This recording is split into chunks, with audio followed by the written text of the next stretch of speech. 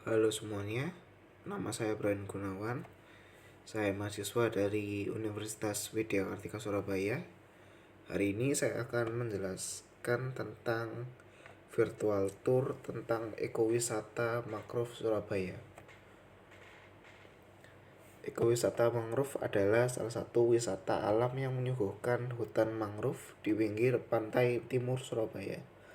Mangrove adalah spesies tanaman yang hidup di antara batas pasang dan surut di sebuah kawasan di pesisir pantai.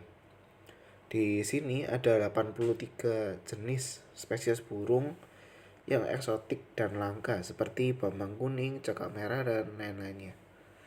Ekowisata mangrove ini berlokasi di Jalan Raya Wonorejo 1, Rungkut, Surabaya. Setelah memasuki pintu masuk, pengunjung akan memasuki kawasan jogging track, yaitu kawasan di mana pengunjung berjalan menikmati hutan mangrove.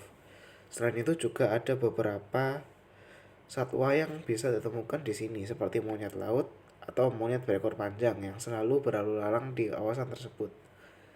Selain itu juga terdapat informasi mengenai satwa dan vegetasi di setiap sudut, sehingga pengunjung dapat sambil belajar tentang flora dan fauna di mangrove ini. Di sini juga ada food court yang menyediakan berbagai jenis makanan yang bisa pengunjung coba sendiri ketika datang langsung ke tempat ini.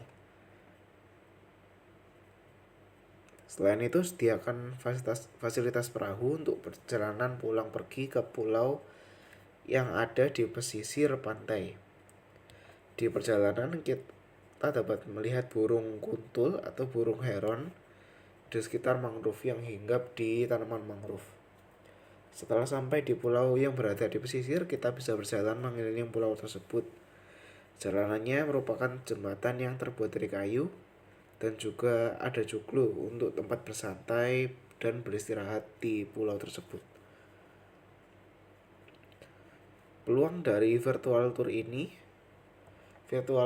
bisa menjadi solusi yang masyarakat yang ingin untuk berwisata tapi takut untuk pergi keluar karena pandemi yang ada sekarang. Masyarakat bisa melihat tempat yang ingin mereka kunjungi hanya dengan menatap layar smartphone, laptop, atau komputer. Selain itu, ekowisata mangrove berbeda dengan wisata lainnya. Karena di sini hutan mangrove-nya sangat asri dan banyak satwa unik yang berkeliaran di kawasan mangrove ini. Sehingga akan membuat masyarakat puas melihat pemandangan dari hutan mangrove ini.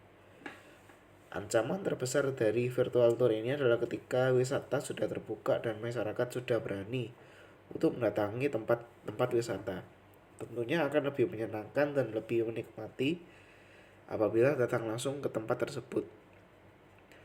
Karena pengunjung bisa merasakan apa yang tidak bisa mereka merasakan dari virtual tour.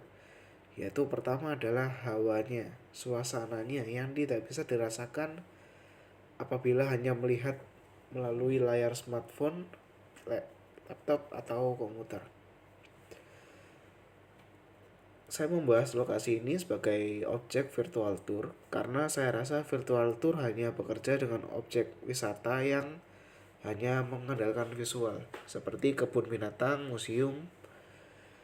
Nah, ini merupakan suatu kekuatan atau kelebihan bagi mangrove ini. Sementara objek wisata yang seperti wahana bermain, water park, memerlukan pengunjungnya sendiri yang langsung berada di lokasi tersebut untuk bermain atau mencoba wahana tersebut. Jadi ini adalah suatu keuntungan karena pengunjung bisa menikmati keindahan alam hutan, mangrove, dan satwa yang ada di dalamnya, serta mendengarkan ambience atau suasana dari tempat tersebut. Ketika berwisata di alam, yang paling dinanti-nanti adalah suasana dari alam sekitar tersebut. Suasana sejuk ketika duduk di tengah pepohonan yang rindang, getaran-getaran ketika sedang menaiki kapal, yang tentunya tidak bisa didapatkan di virtual tour ini.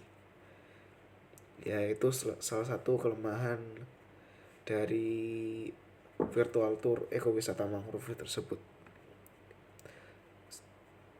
Setelah pandemi ini terakhir, tentunya masyarakat akan sangat ingin untuk pergi merasakan sendiri tempat-tempat wisata yang ingin mereka kunjungi.